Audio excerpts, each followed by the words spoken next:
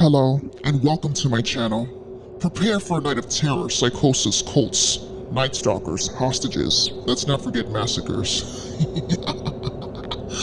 A night when you're in someone's unconscious mind, hoping and praying you can run away from the creepy person in your backyard, or maybe escape from the deranged person holding you hostage.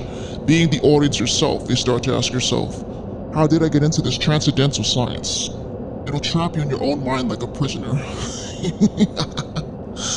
Lock your doors, say your prayers, stay out of the driveway, be aware of the bumps in the night, and the prickles in back of your neck during a good night's sleep.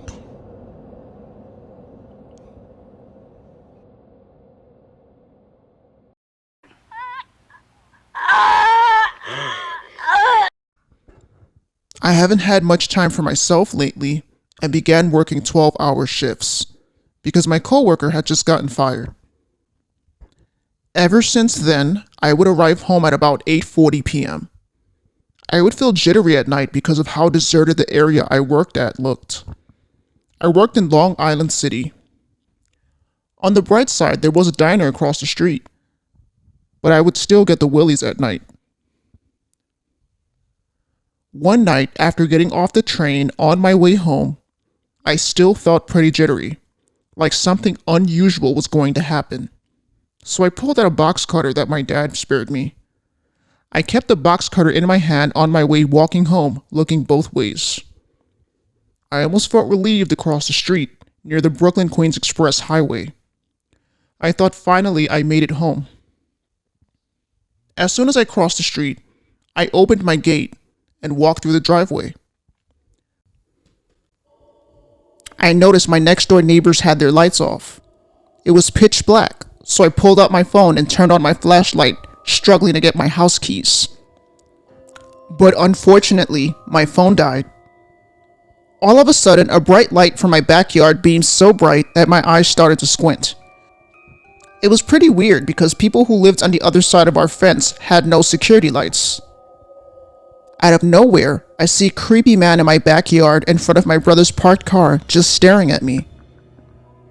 I was so scared and frightened to ask who he was.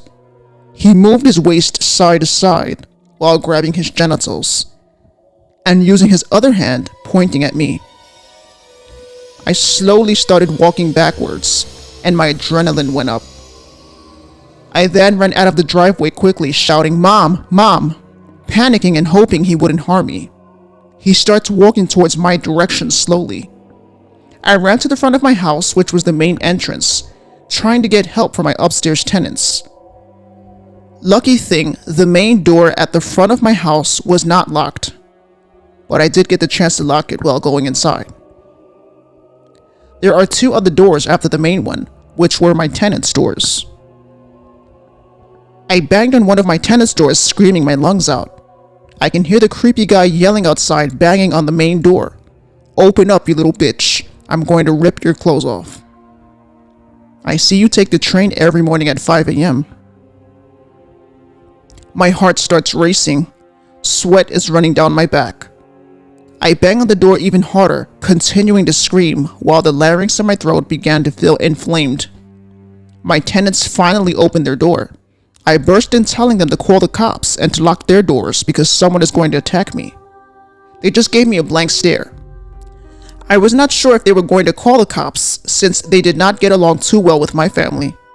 So I used their staircase, which was the only way to go downstairs to my basement where I lived. Still frightened and grasping for air, I told my parents what was going on with tears running down my face. My mother did not hesitate to call 911. My dad and brother got dressed and quickly grabbed baseball bats and a machete that was kept in our boiler room. I'm still in panic mode while holding my mom with tears in my eyes. We both hear my dad and brother yell out a bunch of obscenities. I thought, wow, they're so brave and vicious. I hear my dad screaming, "Come here, you motherfucker." Me and my mom hear the next door neighbors from our window and yell, "What is all the commotion about?" I heard a bunch of people come outside from next door, which was a huge relief. Me and my mom finally got the courage to open the door and see what was going on. We heard a creepy laugh, but then we heard my brother yell out obscenities again.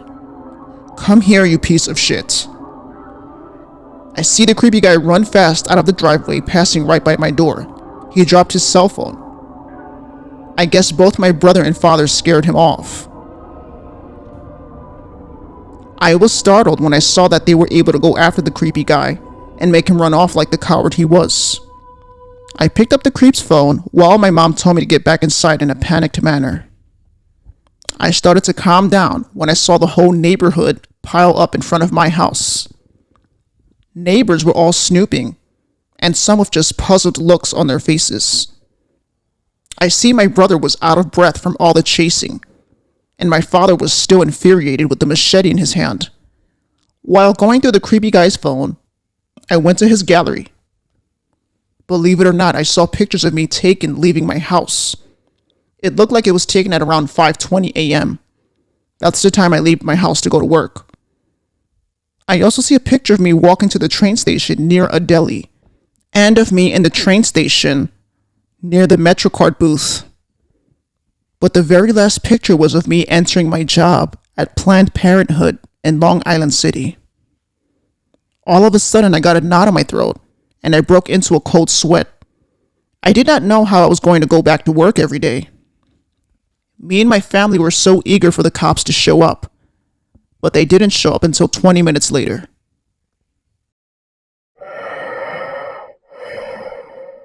In 2017, I started a new job as front desk security at Planned Parenthood. I would sit in my booth feeling safe, but only because the whole building was bulletproof glass. Every day at Planned Parenthood, the most rude and obnoxious protesters would show up. I was very naive when outsiders and even my family told me to watch out for my own back. I was given warning signs of the shootings that took place at Planned Parenthood back in Texas of 2015. I never thought that the New York location would ever have a crazy shooting or attack. On my second week at this new job, I saw a bunch of protesters in front of the building. I was able to see through my CCTV cameras and noticed one of the protesters acted completely deranged. He yelled out, "Murderer, murderer, this is a butcher shop." The founder of this place was a supremacist. He was referring to Margaret Sanger, who was the founder of Planned Parenthood. Margaret Sanger was a birth control activist. She was also a feminist. She was also a racist eugenicist. Aside from not wanting children to be born from people with STDs, mental disease, and other physical diseases, she also believed a free race cannot be born to slave mothers. In other words, she exterminated the colored population. In my opinion, that was pretty much explained to me why people were against Planned Parenthood. It felt like this was more of a race thing, as an alternative to killing a fetus. The protester who was yelling out negative remarks walked near the glass where my desk was. It was fortunate that the glass was covered in privacy film paper. I heard him punching the window by my desk. I became startled and just proceeded inspecting patients' bags while having them walk through metal detectors. I found it humorous the way patients questioned me about how I was able to work here with crazy protesters who always tormented the block. 30 minutes later, at 6:10 p.m., I saw the last employee walk out. Since the door was pretty heavy and bulletproof, it would close slowly. I usually waited until it was shut completely, but that day I was feeling so careless and depressed after a 10-hour shift. The lock switch was already armed, so I figured let me just step away from my desk and listen to my music on my phone. I began doing loops around the building. I would walk from staircase A to B. There were only 2 floors in the building. Sometimes I would feel a little spooked when it would get dark, with the idea that someone could be waiting for me outside, just waiting to hurt me. The only thing that relieved me was that the train station was across the street.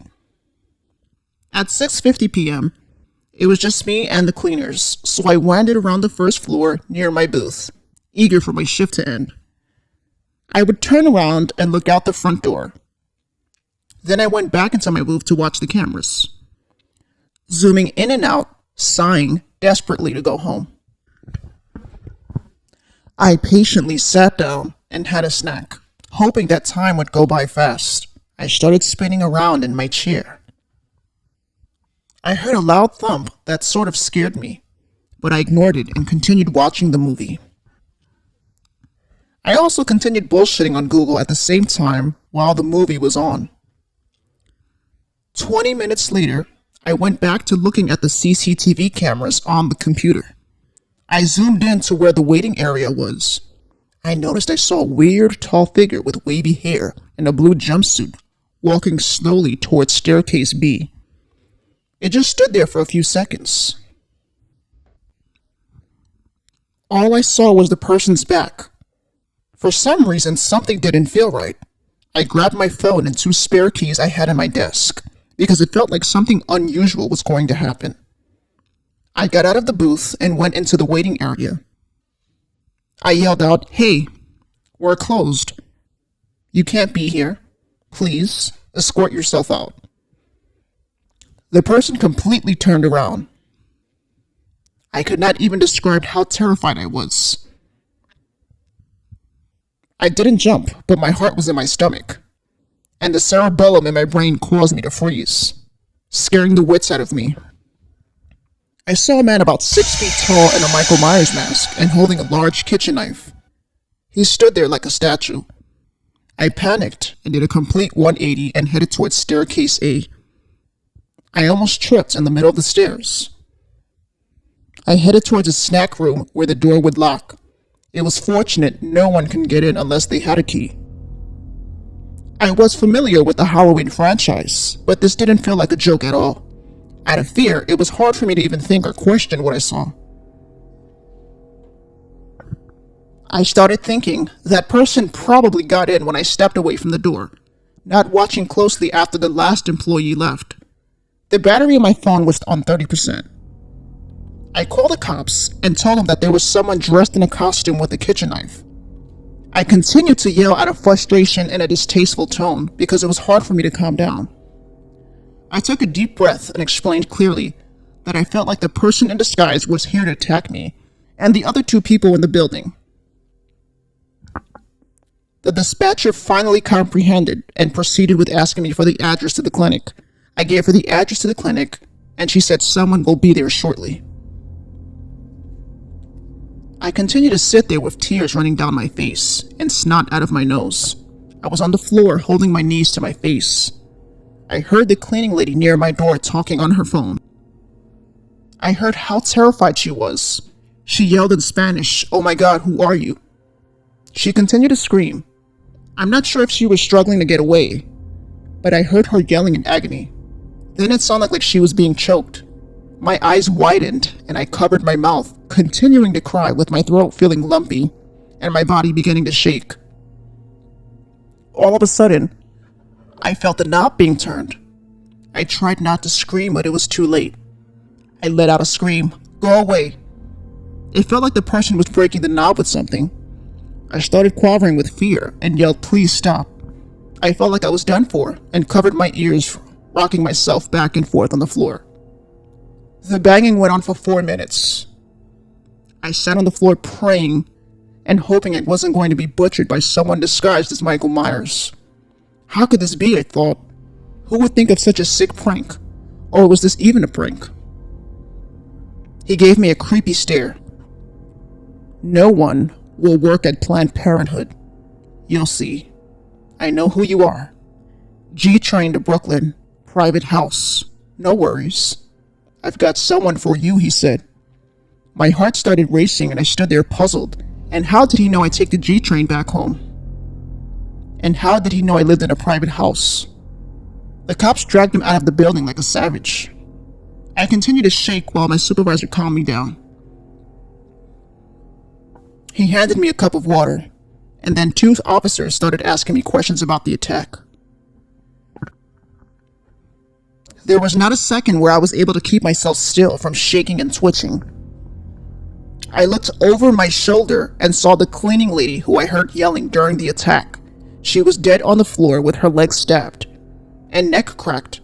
I almost fainted, but I pulled myself together walking down the stairs. Walking down the stairs, I saw the other cleaning lady. It looked like she was stabbed in the back and her throat was slashed. Being escorted out by the cops and my supervisor, I still wasn't able to understand why the sick protester pulled this off. I started to have second thoughts about working at Planned Parenthood. The attacker looked at me while he was still handcuffed in back of the cop vehicle and winked at me. I looked away horror-struck, but super relieved when the cops drove him to the station.